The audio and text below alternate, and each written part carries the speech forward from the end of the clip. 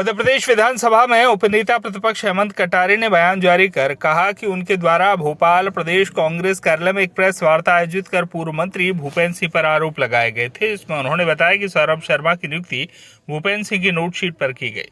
उनके साक्ष्य भी मीडिया के सामने प्रस्तुत किए थे। पत्रकार वार्ता कर पूर्व मंत्री भूपेंद्र सिंह जी पर तथ्यात्मक आरोप लगाए थे, जिनके प्रमाण भी उनके द्वारा सार्वजनिक रूप से पेश किए गए थे। कटारे ने कहा कि उनके द्वारा पूर्व मंत्री पर लगाए गए आरोपों के जवाब में कई बातें कही गई जिनका कहीं भी कोई तथ्यात्मक प्रमाण नहीं है और व्यक्तिगत टिप्पणियां भी पूर्व मंत्री भूपेंद्र सिंह द्वारा की गई।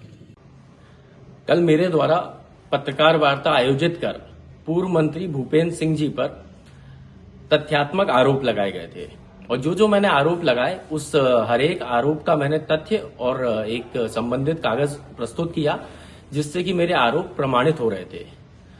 भूपेंद्र सिंह जी ने बार बार कहा कि सौरभ शर्मा की नियुक्ति में उनका कोई हाथ नहीं है, कहीं कोई उन्हें हस्ताक्षर नहीं किया है, कभी कोई पैरवी नहीं करी है और इस नियुक्ति से इनका कोई वास्ता नहीं है। मैंने भूपेंद्र सिंह जी की नोटशीट दिखा दी। सौरभ शर्मा का ये नियुक्ति पत्र है। इस नियुक्ति पत्र में बाकायदा बिंदु क्रमांक 2 पर जिक्र है कि इनके निज सहायक भूपेंद्र सिंह जी के निज सहायक को लिखा गया और उनकी स्वयं की नोटशीट का जिक्र है। इसके बाद मैंने वो नोटशीट भी दिखा दी।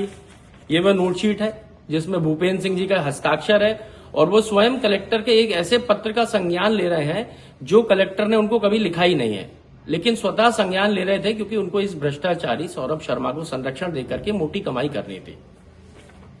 अब बात ये आ जाती है कि मैंने उनको ये सारे कागज दिखा दिए। उनने कल मेरे इन तथ्यों के जवाब में काफी सारी बातें कही और उनमें से एक भी बात तथ्यात्मक नहीं कही।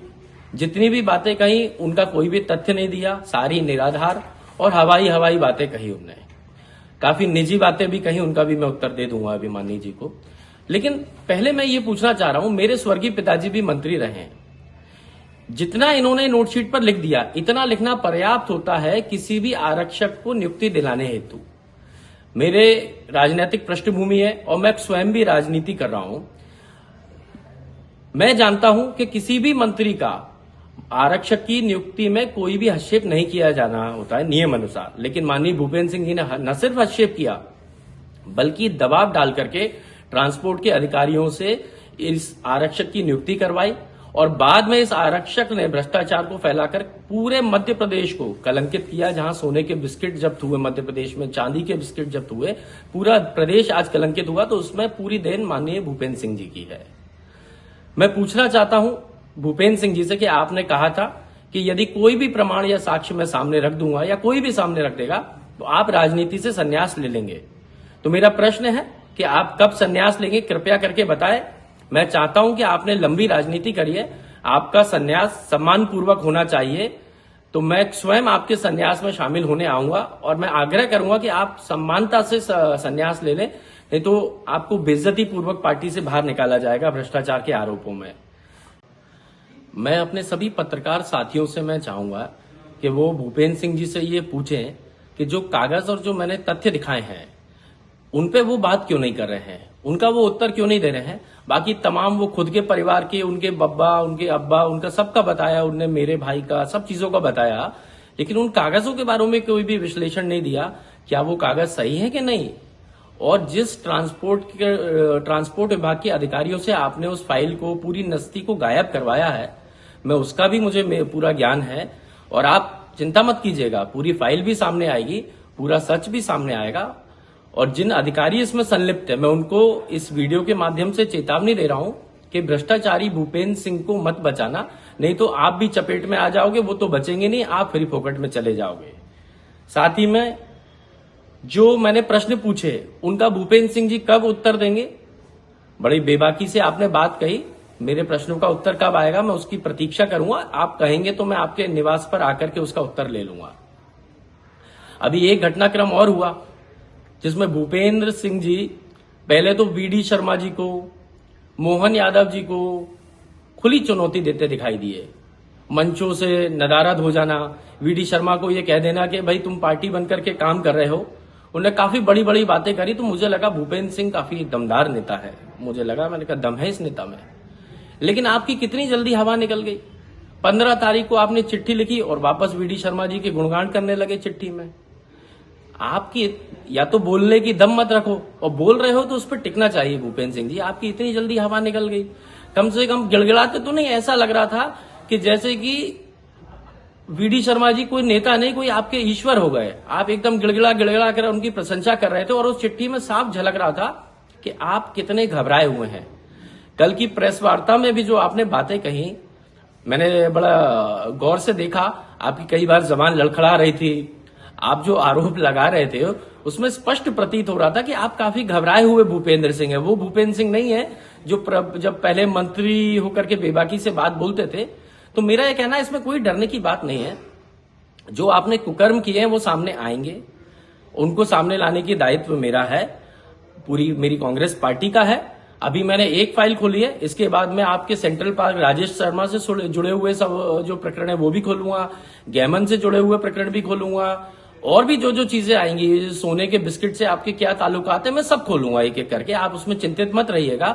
और आपने जो वीडी शर्मा जी से आग्रह किया है कि आपकी डेड बॉडी भी भाजपा के झंडे में लपेट करके जानी चाहिए, तो मेरा भी वीडी शर्मा जी से आग्रह है कि भूपेंद्र सिंह जी ने मध्य प्रदेश के सबसे बड़े भ्रष्टाचारी सौरभ शर्मा को नौकरी देकर के जन्म दिया है। तो कृपया करके आप अपने भाजपा के झंडे को कलंकित मत कीजिएगा, और भूपेंद्र सिंह जी को उस झंडे को छूने के भी मत दीजिएगा, उनकी बॉडी को। मुझे लगता है वो इस के काबिल नहीं है कि उनकी बॉडी इस झंडे में लपेट कर जानी चाहिए। हालांकि मैं आशा करता हूं कि भूपेंद्र सिंह जी लंबा जिए, क्योंकि आप जब लंबा जिएंगे तभी हम आपकी पोल खोल पाएंगे। मैं चाहूंगा कि आपकी उम्र बहुत, ईश्वर आपको लंबी उम्र दे। साथ ही में आपने कुछ व्यक्तिगत आरोप लगाए। मुझे एक हास्य कलाकार आपके अंदर छुपा हुआ दिखाई दिया। मुझे लगता है भूपेंद्र सिंह जी एक अच्छे हास्य कलाकार भी हैं, क्योंकि कल आपने प्रेस के समक्ष ये कहा कि मैंने, यानी कि हेमंत कटारे ने भोपाल से गुंडे ले जा करके भिंड में बूथ कैप्चरिंग करवाई। आज तक ये तो सुना था कि भिंड से गुंडे देश में पूरे कहीं पर भी जाते अपनी दबंगाई दिखा सकते हैं।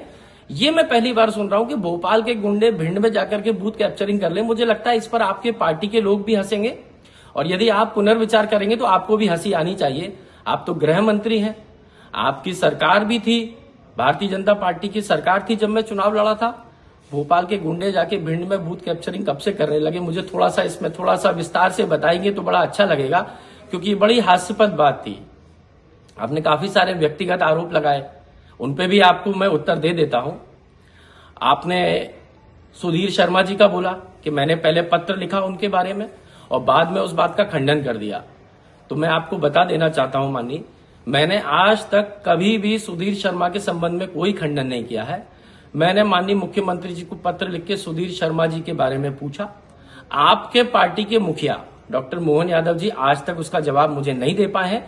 आज भी प्रतीक्षा कर रहा हूं, और आपके अंदर थोड़ी भी हिम्मत हो तो आप मेरे पत्र को रिट्वीट करके कहिएगा कि अभी तक विपक्ष को मेरे उस पत्र का जवाब नहीं मिला है, तो मुख्यमंत्री जी शायद आपकी बात को सुनकर के जल्दी जवाब दे पाए।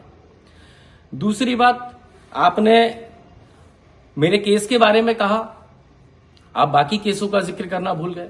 आप जब गृह मंत्री थे तब मेरे ऊपर 6 झूठे केस लगे थे। सिर्फ एक का क्यों बता रहे हो आप? सारे 6 के 6 का बताओ कि कैसे आपने SC/ST एक्ट के केस लगवाए, कैसे अपहरण के लगवाए, कैसे रेप के लगवाए, कैसे आपने बहुत सारे केस लगवाए, भोपाल में लगवाए मारपीट के, सारे झूठे। और झूठे कहने वाला मैं नहीं हूं, ये माननीय न्यायालय का निर्णय है कि वह सारे केस झूठे थे। आप गृह मंत्री रहते हुए मुझे लगता है आप मध्य प्रदेश के सबसे नपुंसक गृह मंत्री होंगे जो अपने भतीजे की उम्र के व्यक्ति के ऊपर 6 झूठे केस लगवाए। मैं आपकी इस नपुंसकता को भी सलाम करता हूं, और मुझे लगता है आप जैसा नपुंसक गृह मंत्री शायद ही कभी मध्य प्रदेश को मिल पाएगा। दूसरी, आपने कोई FSL रिपोर्ट का भी जिक्र किया कि वो पॉजिटिव हो गई, नेगेटिव हो गई। ये कोई वीडियो गेम तो चल नहीं रहा है भूपेंद्र सिंह जी कि एक बटन दबाया पॉजिटिव, एक बटन दबाया नेगेटिव। माननीय उच्च न्यायालय के निर्णय का भी आप सम्मान नहीं कर रहे हैं, और कोई पॉजिटिव रिपोर्ट हो तो उसको सामने रख दो। मेरा भी आपसे आग्रह है कि कौन सा कागज है, थोड़ा सा मीडिया भी देख ले, थोड़ा मैं भी देख लूं, क्योंकि आपने मुंह से तो बहुत बातें कही लेकिन कागज आपके पास एक भी चीज का नहीं था। कल आपका चेहरा बता रहा था कि आप पूर्ण रूप से होपलेस हो चुके हैं। क्या बोल रहे हो, क्या कह आप अपने पिताजी की आप वो बता रहे हो कि उनने क्या दान किया, उनने कितने करोड़ों की संपत्ति दान करी। मैं आपके पिताजी से, मुझे दुख है कि वो आपके अंदर संस्कार दान नहीं कर पाए। यदि थोड़े संस्कार दान कर देते तो वो ये बता देते कि बेटा व्यक्तिगत आरोप नहीं लगाते हैं, ऐसे बिना तथ्य के तो कम से कम नहीं लगाते हैं। और आप ये मत समझिएगा व्यक्तिगत आरोप मैं नहीं लगा सकता। आपके अब्बा, आपकी अम्मी, आपके बेटे, बहू, भतीजे सब पे मैं लगा दूंगा और डंके की चोट पे लगा दूंगा। भिंड से श्याम सुंदर उपाध्याय की रिपोर्ट।